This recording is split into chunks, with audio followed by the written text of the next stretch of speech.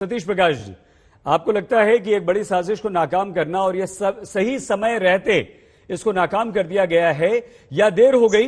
वहां पर असला, वहां पर विस्फोटक, वहां पर ये कुगर बम आना ही नहीं चाहिए था, उससे पहले ही इसे खत्म कर देना चाहिए था। नहीं, देखिए उत्तर प्रदेश की पुलिस जो है कहीं ना कहीं बधाई की बात है। दुर्घटना नहीं घटी उससे पहले इन लोगों को गिरफ्तार कर लिया। कहीं ना कहीं उत्तर प्रदेश पुलिस की ये सफलता है। लेकिन आपको दो तीन चीजें ध्यान रखनी चाहिए कि कल तक यही उत्तर प्रदेश की पुलिस बीजेपी को कहीं ना कहीं सत्ता दिलाने में बिजी थी। अचानक से कल चुनाव खत्म होते हैं और वहां के लोग जो लोकलिटी के लोग हैं वो ये कहते हैं कि 10 साल से ये लोग रह रहे थे और अभी एडीजी साहब ने ये कहा कि 2019 से ये लोग सक्रिय थे।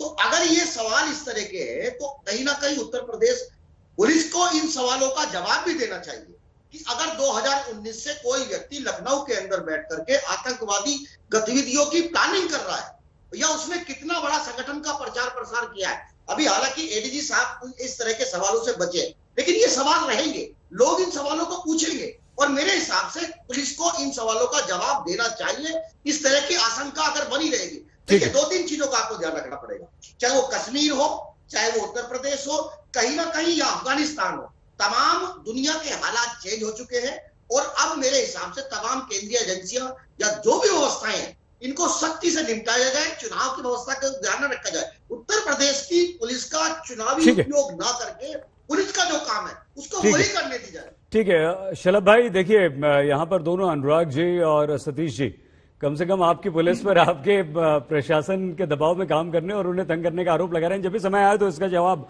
आप अवश्य दीजिएगा कि क्या पुलिस को आप इस्तेमाल करते हैं क्या? हाँ नहीं, लेकिन दो मेहमान है ना, हम उनके पास चले जाएं, फिर उसके पास आपको आते हैं, आपके पास आते हैं। जैन सर प्लीज आप ये बताइए हमें कि ये यहां पर एटीएस बधाई की पात्र है या देर भी हो सकती थी? अगर अभी ये पता नहीं चल पाता, अभी ये साजिश नाकाम नहीं होती तो तैयारी तो पूरी हो गई थी। ये कुगर बम जो है वो जिंदा था, बिल्कुल उसे कहीं प्लांट किया जा सकता था, धमाका किया जा सकता था। क्या मानते हैं आप जैन सर? देखिए मैं तो यही कहना चाहूंगा कि एटीएस के द्वारा एक देश के स्तर का उत्कृष्ट कार्य किया गया है।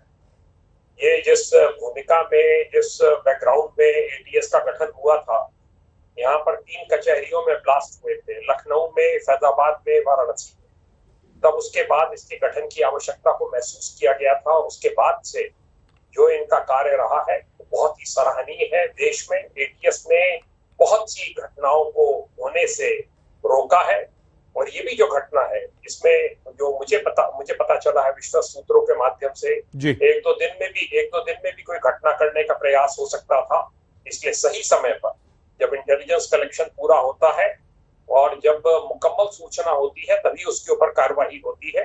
बहुत अच्छी कार्रवाई की गई है। अभी तो इस मॉड्यूल के कुछ लोग कानपुर के हैं, कुछ और हैं जिनकी गिरफ्तारी होनी है। और ये ऐसा नहीं है कि ये सिर्फ यूपी में ही मॉड्यूल है, इसमें देश के अन्य हिस्सों में भी होंगे जिनको जो धीरे धीरे एक्सपोज होंगे। ये बहुत ही एक उत्कृष्ट स्तर का कार्य किया गया है और इसके लिए मैं आईजी एटीएस श्री गोस्वामी, उनकी टीम और एडीजी लॉ एंड ऑर्डर सबको बधाई देना चाहूंगा। जैन सर आप हमें यह भी बताइए कि एटीएस ने तो बहुत बढ़िया काम किया, लेकिन आप खुद ये मानते हैं कि 1-2 दिन में धमाका भी हो सकता था, ब्लास्ट ये लोग कर सकते थे आतंकवादी, लेकिन ये सामान यहां तक पहुंचा, विस्फोटक वहां तक पहुंचा, एक भीड़ भाड़ वाले इलाके में 3 घरों में ये देश विरोधी गतिविधियां चलती रहीं, तो एलआईयू फेल हुई, लोकल इंटेलिजेंस हमारी कहीं ना कहीं फेल हुई और जब एटीएस को जानकारी मिली एटीएस ने तुरंत कार्रवाई कर दी। कहीं कुछ फेलियर आपको दिखाई देता है सर? नहीं, देखिए ऐसा है, ये बहुत ही स्पेशलाइज सूचनाएं, एक बहुत ही विशेष प्रकार की सूचनाएं मिलती हैं। सेंट्रल एजेंसीज के साथ तारतम्य में स्टेट की पुलिस, एटीएस, एसटीएफ काम करती है, वहां से भी बहुत सी सूचनाएं मिलती है, फिर उनको डेवलप किया जाता है, इसमें रेकी की जाती है, बहुत दिनों तक इस पे वॉच रखी जाती है और जब ये विश्वास हो जाता है कि हाँ यहाँ पर कुछ इस प्रकार की गतिविधियां पनप रही हैं और कुछ इस प्रकार का सामान एकत्र किया जा रहा है कि आगे चलकर कोई विस्फोट जल्दी से जल्दी कर सकते हैं, तभी उसको जो है उसका पर्दाफाश किया गया ठीक है है। सर, एक एक देखिए, एक क्योंकि समय थोड़ा सा कम है, थोड़ा सा हमें समझा दीजिए। ठीक है, हम कार्रवाई तभी करेंगे जब पूरी तरह से आश्वस्त हो जाएंगे, हम कंफर्म कर लेंगे कि हाँ ये आतंकवादी हैं या यहाँ पर देश विरोधी गतिविधियां चल रही हैं। लेकिन क्या उससे पहले जो संदिग्ध होते हैं उन लोगों पर और उन घरों पर इतनी पैनी नजर हमारे खुफिया तंत्र की होती है कि अगर वो कुछ करने जाए तो वहां उन्हें रोका जा सकता है। ठीक है, कार्रवाई हम बाद में करेंगे, लेकिन नजर तो होती है। ये आश्वासन तो देश की जनता को जाना चाहिए। क्या ऐसा होता है सर? बिल्कुल होता है। ठीक है सर। ये पैनी निगाही रखी हुई थी, तभी इसका पर्दाफाश हुआ है जी। अगर ये निगाह में ना होते तो इसका पर्दाफाश ना होता और कोई ना कोई घटना वो करने में उत्तर प्रदेश में सफल हो जाते। ठीक है सर, बहुत धन्यवाद। लेकिन और बात करेंगे आपसे। शांतनु गुप्ता जी, ऐसा नहीं है कि पहली बार इस तरह के किसी आतंकवादी गुट की साजिश को हमने नाकाम किया, लेकिन यहां गंभीर गुप्ता जी ये है कि हैंडलर जो है वो पाकिस्तान में बैठता है, टेलीग्राम के जरिए बातचीत होती है। तो कहीं ना कहीं ये जो सोशल नेटवर्किंग है और ये जो इंटरनेट है वो हमें मजबूर करता है या हमें कहीं ना कहीं पीछे धकेलता है और इन आतंकवादियों को एक हथियार देता है कि वो अपना ऑपरेशन और अपने स्लीपर सेल्स को हमारे देश में प्लांट कर सकें। इससे लड़ने के लिए, इससे निपटने के लिए हमें किस चीज की आवश्यकता है? आई थिंक सैयद भाई, पहले तो मैं यूपी एटीएस को सल्यूट करूंगा। हम लोग अपने अपने घरों से बैठकर उत्तर प्रदेश में मेरे ख्याल से सब लोग बात कर रहे हैं जी। सुरक्षित इसलिए फील करवा रहे हैं क्योंकि एटीएस के जवान अपनी जान जोखिम में ले रहे हैं और जो आपने विजुअल्स दिखाए वो सच में खतरनाक हैं। मुझे बड़ा दुख हुआ कि ऐसे मौके पर भी अनुराग बदौरा जी, सतीश प्रकाश जी अपनी राजनीतिक टिप्पणी से नहीं बच पाए।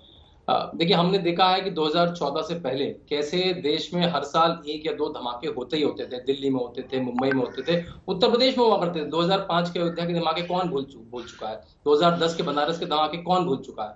2007 में रामपुर में धमाके कौन भूल चुका है? देखिए, अगर ये टेरर मॉड्यूल इतने ही आसान होते तो 9/11 नहीं होता। अमेरिका के पास कोई इंटेलिजेंस कम नहीं है। अगर ये धमाके इतने ही आसान होते मैनेज करना तो मुंबई में 26/11 नहीं होता, फ्रांस में टेररिस्ट अटैक नहीं होता। देखिए, लोकल पुलिस की इंटेलिजेंस होती है, जैसा जैन साहब ने बताया, एसटीएफ और एटीएस बहुत क्लोजली काम करती है और आप कोई अफरा तफरी भी नहीं फैला सकते।